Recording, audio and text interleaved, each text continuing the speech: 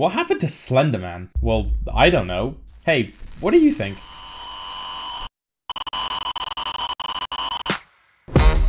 The creation and popularization of the Slenderman is actually a tale of the kind of creativity that just isn't possible nowadays, as we actually have 3 completely separate creators to thank for the Slenderman as we know him today. The first of these is a man named Eric Knudsen. Living in Japan all the way back in 2009, Eric Knudsen would decide to participate in a Photoshop contest on the Something Awful forum, creating 2 images that would permanently cement him in internet history as the original creator of the Slenderman. The second of these people is a guy called Troy Wagner, the creator as well as shared writer, director, and star of the internet show Marble Hornets, a show that would introduce many aspects of the Slenderman mythos that are now commonplace, such as proxies, pages, and camera distortion. With Marble Hornets seeing its first entry be posted only 9 days after the initial posting of the Slenderman pictures, it would grow to become one of the largest and most well-known ARGs on the internet, even now 14 years later. And now the third and final major contributor to the Slenderman's legacy is one Mark J. Hadley. With Slenderman slowly growing in popularity, it would be Mark's efforts that would catapult Slenderman into the cultural icon we know him as today, with the release of Slender, the 8 pages. Being played by all the major YouTubers at the time like PewDiePie, Markiplier, and just about everyone with a functioning subscription to Fraps, Bandicam, or the shitty phone camera pointed at their TV. Playthroughs of the 8 pages would commonly be seen breaking multiple millions of views at a time where that kind of traffic was simply unheard of. This turned Slenderman from being a fairly niche internet fandom to a worldwide horror icon. But I think that's enough foreplay. How about we load it up and take a look for ourselves? We open in a dark forest. We're given no instructions, nothing but a flashlight. Seeing nothing else to do, we start to wander around, finding a tree with a note stuck to it with some crazed writing. Don't look, or it takes you. Taking the note and pushing forwards, we start to hear a rhythmic booming, almost like some kind of ritual has just begun. But I mean, come on, there's no such thing as monsters. As creepy as this drawing might be, it's more than likely just someone trying to fuck with me. Keeping on the path, we find an abandoned truck with a mobile office tied to it. Is there a construction site nearby? Why has this just been left in the middle of the forest? Trying not to think about it, we keep pushing forward, seeing yet another abandoned truck, this time with another note stuck to it. A picture of some kind of man as tall as the trees. Okay, now I'm starting to freak out a little bit. No, it's fine. There's no such thing as...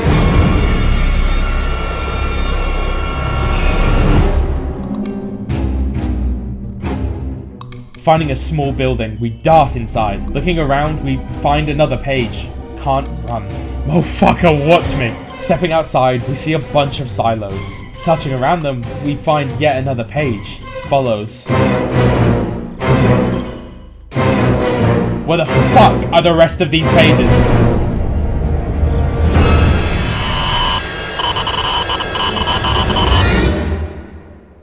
Huh. Kinda weird someone would leave a camera like this in the middle of nowhere. Following the cultural boom that was Slender the 8 pages, fan games would become unavoidable, with games coming out ranging from just being the 8 pages on a different map to multiplayer ports showing off some of the first Play as the Killer style games. And also a lot of games that turned whatever IP the creator could think of into a Slender game.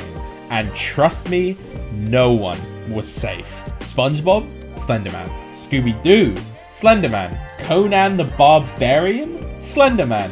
The motherfucking Teletubbies? That's a top of itch.io level Slender game right there. But when it comes to games following in the footsteps of the 8 pages, none would beat the efforts from when all 3 major creators of the Slenderman would all come together, creating an official sequel, releasing almost exactly 10 years ago, on March of 2013, in the form of Slender, The Arrival.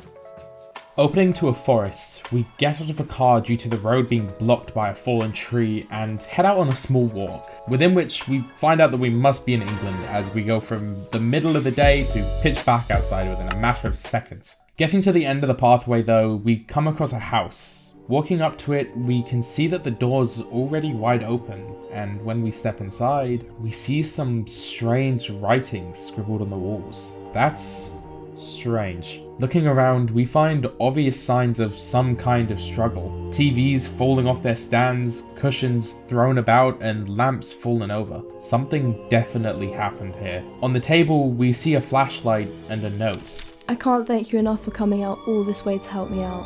It's been a pretty rough road trying to sell this old place. I wish I had turned to you sooner. You have no idea how happy I'll be once this is all behind me. Love you always, Kate. Grabbing the flashlight, we go and continue looking around the house. Doing so, we can find a locked door and 3 ladders scattered around the property, all signed with the initials CR. Hey Kate, it's been a while since we last spoke, hasn't it? Hope you haven't forgot about me.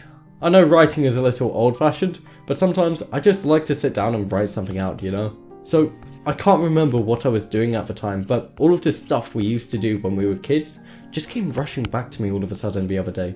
Remember when I'd sneak over at night so we could both go out on our adventures? Ghost hunting we called it. We'd shine the flashlight through the trees and jump at every little insignificant noise. Our imaginations were always working in overdrive. I wish I could rewind back then. Seems like everything after that time just hasn't been as good for the both of us. Scribbled out, we can also make out that it says, how long has it been again? It's been at least a couple of years, hasn't it? She was always kind of mean to me. Maybe she actually knew about us sneaking out all the time? Guess we'll never... Sorry, ignore all of that. I started rambling too much. Anyway, please let me hear from you soon. I know things have been less than normal for you lately, so I just want to check in. Thanks for calling last night. Probably sounds dumb, but it was good to hear your voice again. Good to hear that Lauren's doing really well too. But yeah, about what we all said, I'm not sure what to think of it yet. What are the odds of 2 people having the exact same hallucination? Could it really just be a coincidence? I have to go to my doctor today for some routine stuff, so I'm going to try and casually bring this up and see what he says about it. I'll let you know how it goes. Hey Kate, both my computers and phones have been acting weird lately, so I figured I'd do it the old-fashioned way again. Glad we could meet and talk things through. I agree with what the doctor said too. There's an explanation for this stuff. The shared traumatic event sounds the most logical to me. That night out in the woods is probably what caused it. I'd almost completely blocked that night out, but now it's kind of coming back to me. But like I said before, it's still really foggy. I think the best course of action right now is just to ignore it whenever you think you might be seeing things again. P.S. You should call Lauren sometime. I bet some company would help out. Continuing to look through the house, we find a key lying around. Remembering that locked door upstairs, we make our way up there, and when we open the door, we see mad drawings covering the walls. A drawing of a tall man on one, and in red, a drawing of some kind of tower with "Do you see it?" written underneath. The window has been smashed. Looks like someone jumped out, but from the 2nd floor? None of this makes sense. Heading out to check on where that scream came from, we make the trek further into the forest, finding generators to help light the way. What was that? After following the path for a short while, we come across a construction site next to a burnt down building. Heading into the building, we find a note. What's wrong with this place? Why did this happen to us? No answers anywhere I look. Am I crazy? These things I see at night, I don't know what to think. Ever since Charlie disappeared and Diane left, I must have hit a breaking point. I still keep looking. I still hear him sometimes. That cute little laugh. But he's been gone 9 years. Why does every day have to hurt so much? Getting out of the house, we see the entrance to some kind of park. Heading in, we find some kind of journal with 8 pages torn out. The 2 that are left say, He came for me. Why didn't I listen? He was right. He said this would happen. Help me. Need CR. He knows how to end this. Come find me. Don't let him in. What the fuck is going on? No! No. There's an explanation for this. There has to be. I just have to find Kate. Maybe those missing pages could clue me into where she's gone. Wonder if they're around here. Stepping out of the shack, we continue down the path, finding a small telephone pole with one of the pages stuck to it. Can't run. Continuing to look around, we find a small campsite with another note. Just more crazed drawings. What the fuck is that? I find another page in an old abandoned building, then one more on a signpost, and another on an outhouse. Help me? Was that the thing Kate was talking about with that CR guy? What did it do to her? What the hell is even going on? Another page. One more.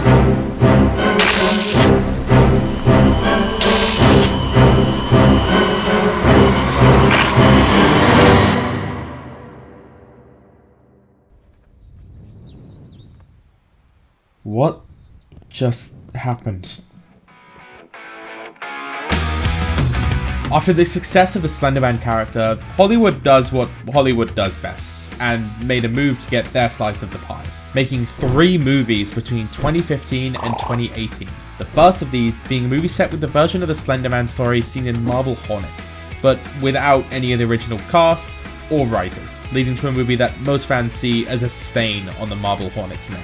With it very clearly having no idea as to what actually made the Slenderman scary, or how the Marble Hornets team used that. The second movie is one we'll actually get to later, but the third was the official big blockbuster Slenderman movie, and it sucked even more than the Marble Hornets one. Scoring as low as 8% on Rotten Tomatoes, with its highest score from reputable sites being a measly 3.2 on IMDb.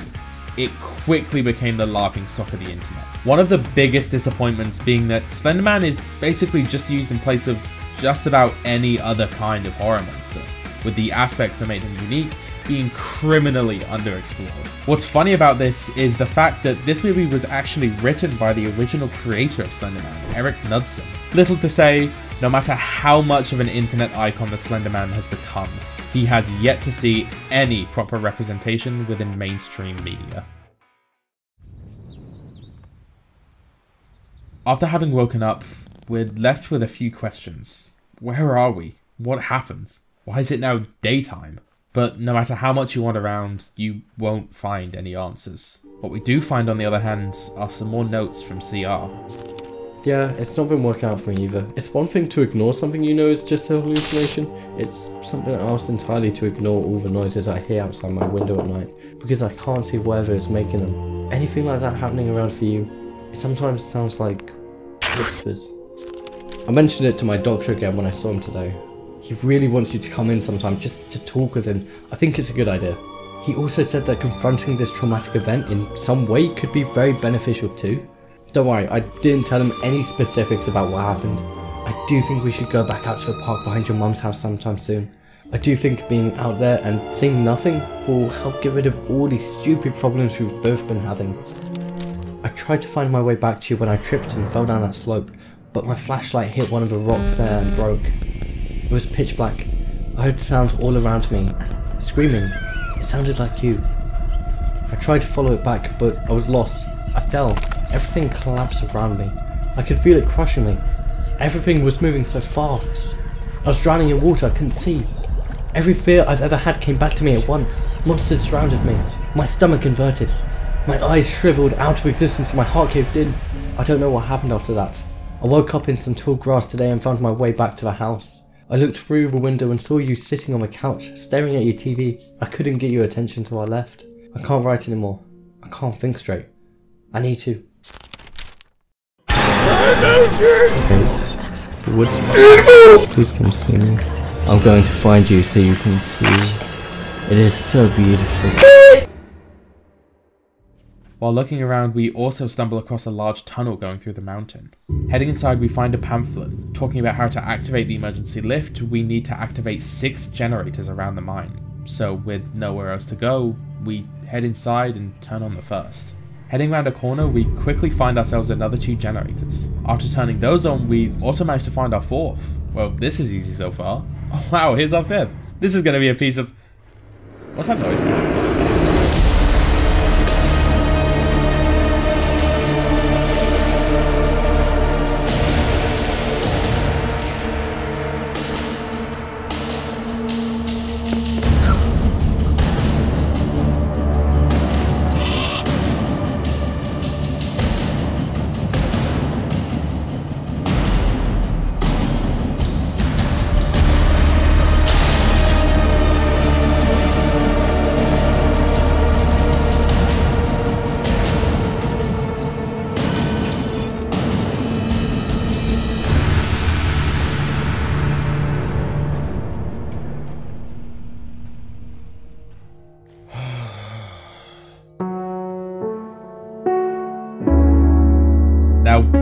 honestly was debating with myself if I was even going to include this in the video due to it being a very real story with very real lives being ruined, but I felt if I didn't, it would be an obvious part of the Slenderman story missing, so here we go. On May 31st, 2014, three 12-year-old girls, Anissa Wire, Morgan Geiser, and Peyton Lutner, would make their way into Davids Park, Waukesha, Wisconsin, for what they said would be a game of hide and seek. Once in the woods, Anissa and Morgan would go on to make a violent attempt on Peyton's life, stabbing her a total of 19 times, cutting into multiple vital organs and narrowly missing major arteries by less than a millimeter. The reason for this attack being to sacrifice Peyton to the Slenderman. After stabbing her, the two girls would tell Peyton that they would go and get help, but would never return. After they had left, Peyton would agonizingly crawl her way to a nearby road where she was found by a passing cyclist. After being taken to the hospital,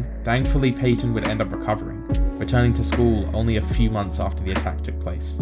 While on trial, it was seen that Morgan was very clearly extremely mentally unwell, being diagnosed with schizophrenia that was left untreated for 19 months prior to the attack, leading to a state of psychosis that left her completely out of touch with reality. Anissa would show clear remorse for her actions during the trial, but both her and Morgan still held strong that their actions were necessary to appease the Slenderman. Cutting to modern times, and the girls were sentenced, with Morgan receiving a first-degree attempted homicide and Anissa receiving a second-degree attempted homicide. Anissa would go on to be diagnosed with schizophrenia and would spend a few years in a psych ward before she was released in 2021 under the strict supervision of her father and regular checkups from professionals. Morgan would be sentenced to 40 years in a mental health institution where she remains to this day without any expectations of release anytime soon. In 2016, HBO would release a documentary about the attack called Beware the Slenderman that we referenced earlier in the video that would go on to, tragically enough, be by far the best rated piece of Slenderman media within the mainstream. This attack was a tragedy, and while justice was definitely served, it doesn't make it any less heartbreaking to see the lives of three 12-year-old girls be either destroyed or permanently scarred over an internet urban legend. In the worst way possible, out of all internet horror icons, the Slenderman has been the only one to take real victims. Cutting back to the story, we wander around the mountaintop and, in doing so, find a few more letters from CR. I've tried to call you dozens of times. Where are you? Please call me back and let me know you're okay. If I don't hear back in an hour, I'm coming over there. Kate, leaving this note in case you wake up tonight. I'm going to assume you don't remember what happened. I came over to check on you and found you out in the park behind the house. You had a broken video camera with you and a bag full of weird drawings. I don't know what happened out there, but you're safe now. The doctors here will help you. Glad you're feeling better, but that house is too close to woods. It's too isolated. You need to go somewhere else. I know a place that I think will be safer for you to stay. I'm going to go with you, because my house doesn't feel safe anymore.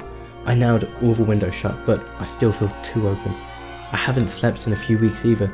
I'm so tired. Let's get out of here, Kate. I promise I'll keep you safe. Continuing on, we poke through a small hole in the mountain and wind up at a small shack with another note at its door. I want to die. I want to die.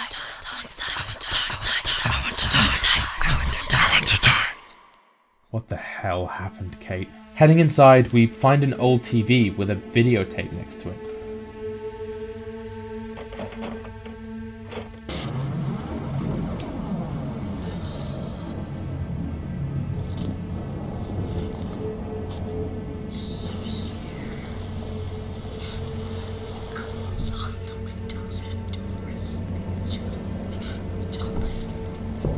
Kate goes through the house, closing every window and door she can, but before long...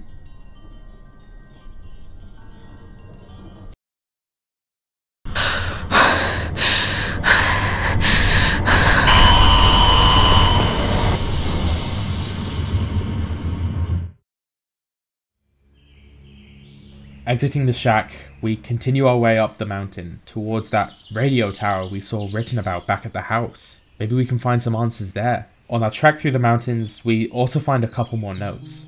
The house had to go. It can't save me anymore. Meet me by the street in an hour. I left a list of things to bring with you. Leave everything else behind. I'll explain everything as soon as I see you. I know how to fix all of this. Don't tell Lauren about me. Continuing our trek, we enter a small cave where we find one last note. I'm so sorry. I'm so sorry for everything. This isn't your fault. I did this. By the time you read this, it's already too late for you. Don't let him into any more lives. This can end with you. I let him in. Why did I ever let him in? I'm sorry for placing this burden on you. I wish it was all on me. This can't spread any further. Please, it all has to end with you. I wish there was some other way. It has to end. God forgive me. It has to end.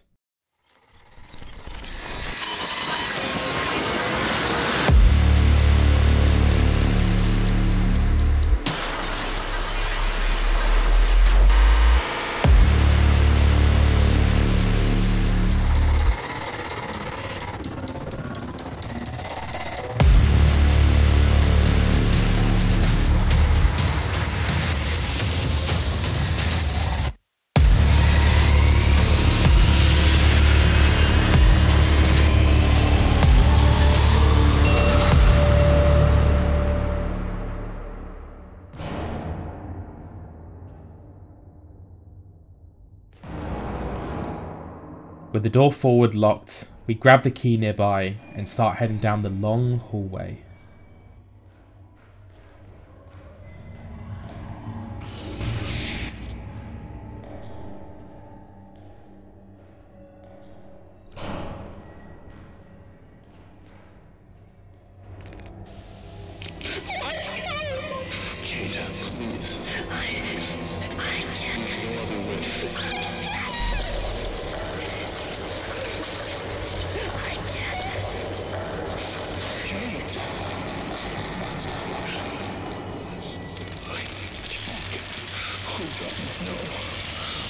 I'm so sorry.